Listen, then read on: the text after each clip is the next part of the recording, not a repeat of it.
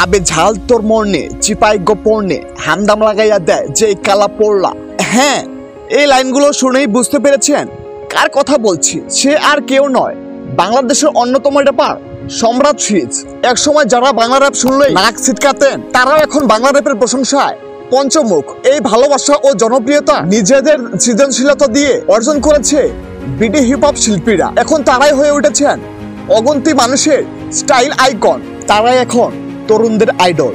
যারা দেশ নিয়ে গান করেছিল তাদের মধ্যে সম্রাট সিজ অন্যতম।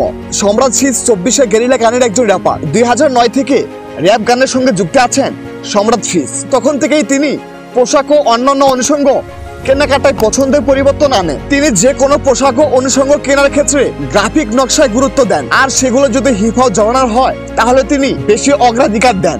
সম্রাট সিজ তার মিউজিক ভিডিওগুলোতে নিজস্বতার ছাপ রাখেন। ঢাকা 1206 ক্যান্টনমেন্টের লোগো বসানো একটি আইকনিক ফ্ল্যাগ দেখা যায় তার ভিডিওগুলোতে। ঢিলে ঢালা পোশাক র্যাপারদের মাঝে কমন বিষয়, কিন্তু সম্রাট সিজ পছন্দ করেন নিজস্ব নকশায় কাস্টমাইজ করা টি শার্ট, হুডি, জ্যাকেট ও ব্যান্ডানা পরতে। মানানসই পোশাকের সঙ্গে বিভিন্ন আকারে সানগ্লাস পরেন সম্রাট সিজ। মাঝে মাঝে নানা রঙে ইয়ার রিংও দেখা যায় সম্রাট সিজের কানে। র্যাপার তো বটেই, পাশাপাশি সম্রাট সিজ একজন পেশাদার ফুটবল খেলোয়াড়। পোশাকে যেমন 70 দশকের আধিপত্য বেড়েছে, তেমনি হিপ হপ হেয়ার স্টাইলের ক্ষেত্রেও বেড়েছে 70 দশকের আধিপত্য। র্যাপারদের মাঝে চুল ছোট করে রাখার ট্রেন্ড এখন। সম্রাট সিজকেও দেখা যায় এই স্টাইলে। সম্রাট সিজ আর সেজানের সাথে ডিস গেমে যুক্ত হবে না, এমনটাই ধারণা করেন বিডি হিপ হপ বিশেষজ্ঞরা।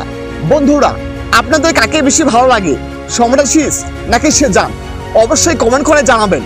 আর বিডি হিপ হপ নিয়মিত আপডেট পেতে আমাদের ইটস পূর্ণ আহমেদ চ্যানেলটি অবশ্যই সাবস্ক্রাইব করবেন। ধন্যবাদ সবাইকে।